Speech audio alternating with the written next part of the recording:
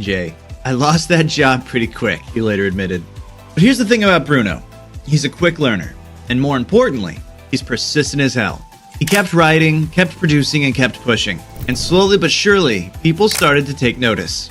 In 2009, he got his first taste of success as part of the production team, the Smeezingtons. They produced Flo Rida's big hit, Right Round. Finally, Bruno was making waves in the industry, but he wasn't content with being behind the scenes. Bruno Mars was destined for the spotlight. And in 2010, that's when everything changed. But the road to stardom, it wasn't going to be smooth sailing. Just when Bruno seemed to have it all, he was faced with a challenge that could have ended his career before it even took off. What happened next was a test of resilience like no other. The storm was coming. How would Bruno Mars weather it?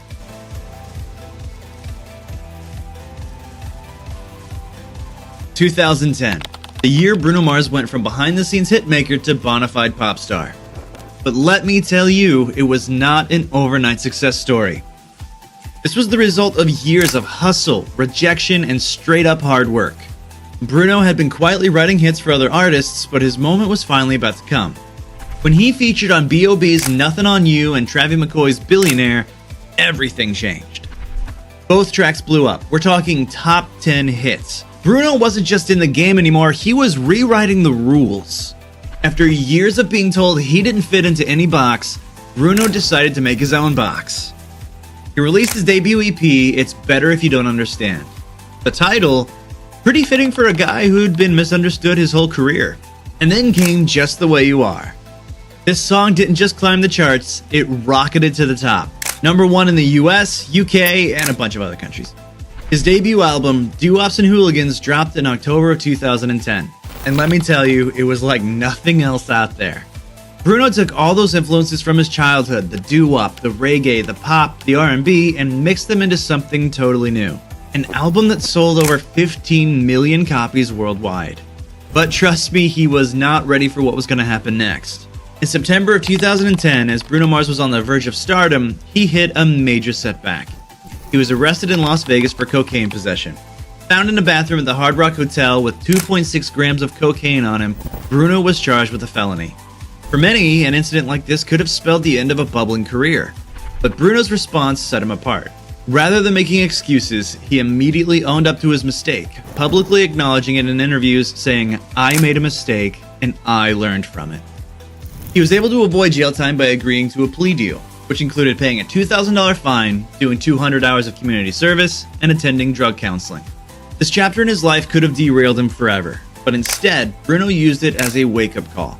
But more importantly, he walked away from it with his focus sharpened. He wasn't just back, he was unstoppable. Just a few months later, he topped the charts with Just the Way You Are, proving that even a stumble couldn't stop his rise to the top.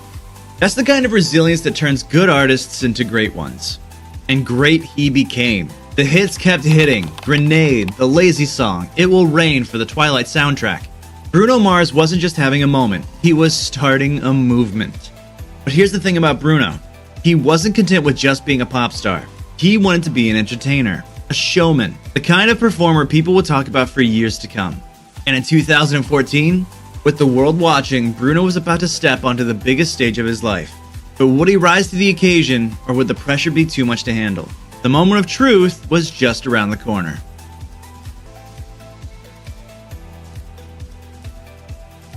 February 2nd, 2014, MetLife Stadium in New Jersey, the Super Bowl halftime show, the biggest stage in all of entertainment. And who else was headlining but Bruno Mars? Now, let's put this into perspective. Bruno was the first artist under 30 to headline the Super Bowl halftime show in over a decade. The pressure? Unimaginable. This was the kind of stage that could make or break an entire career, the kind where legends are born or forgotten. With his band, the Hooligans, backing him up, Bruno delivered a show that had everyone from kids to grandmas dancing in their living rooms. 115.3 million people were watching. That's almost the entire population of Mexico. All eyes were on Bruno Mars. He wasn't just a pop star anymore. He was a superstar. But success, even on this scale, doesn't erase the pain of loss. Just months before the Super Bowl, Bruno's world had been shattered when his mother passed away in 2013. The grief was overwhelming. These were his words. So thankful for all the love during the most difficult time in my life. I'll be back on my feet again soon. That's what Mom wants, she told me. That's Bruno always pushing forward, even when life throws its hardest punches. And he kept pushing. His second album, Unorthodox Jukebox, dropped hit after hit. Locked Out of Heaven, When I Was Your Man, and Treasure, each song proved one thing. Bruno wasn't just a one-album wonder, he was here to stay. But then, Uptown Funk happened. This collaboration with Mark Ronson wasn't just a hit, it was a cultural earthquake. It spent 14 weeks at #1 on Billboard's Hot 100. You couldn't walk down the street without hearing it. People weren't just listening to Bruno Mars, they were living his music. And the awards, they started piling up. Grammys, Brit Awards, American Music Awards, you name it, Bruno was winning it. He even set a Guinness World Record as the first male artist to achieve 3 10 million selling singles. But success didn't change Bruno. He kept pushing, kept evolving. His third album, 24K Magic, showed a whole new side of him. It was funk, it was soul, it was pure Bruno Mars magic. And it won him Album of the Year at the Grammys. By 2021, Bruno had sold over 130 million records worldwide and had earned 15 Grammy Awards, solidifying his place among the music industry's elite. He'd become one of the best-selling artists of all time. Time magazine named him one of the 100 most influential people in the world. That same year, Bruno teamed up with Anderson .Paak to form Silk Sonic, releasing the Grammy-winning hit Leave the Door Open. With its smooth, nostalgic sound, the duo transported audiences back to the golden age of funk and soul, but Bruno made it feel timeless. Once again, he proved he could take any sound, any era, and make it his own. Bruno Mars wasn't just making music anymore, he was making history. Here's the thing, even with all the success, Bruno never lost sight of where he came from. He started the Grammy Camp Scholarship Fund to help aspiring musicians from Hawaii. He donated millions to various causes, from helping the victims of the Flint water crisis to supporting communities affected by the COVID-19 pandemic. From sleeping in park bathrooms to selling out stadiums, from impersonating Elvis to becoming a pop icon in his own right, Bruno Mars' journey is nothing short of extraordinary. But you know what's even more extraordinary? He's not done yet. Not by a long shot.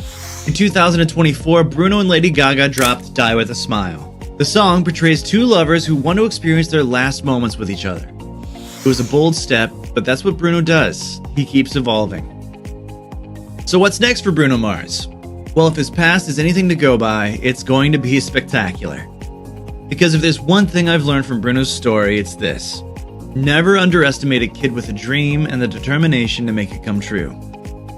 It's a reminder that with talent, hard work, and a whole lot of perseverance, anything is possible. So the next time you listen to any Bruno Mars song on Spotify, remember, you're not just listening to a pop star. You're listening to a testament to the power of dreams. But he's not the only star who's risen from rock bottom. For another inspiring story of talent, struggle, and incredible comeback, watch this video next on our channel, The Insane Rise of Robert Downey Jr. From prison to Iron Man, it's a Hollywood redemption story you won't want to miss.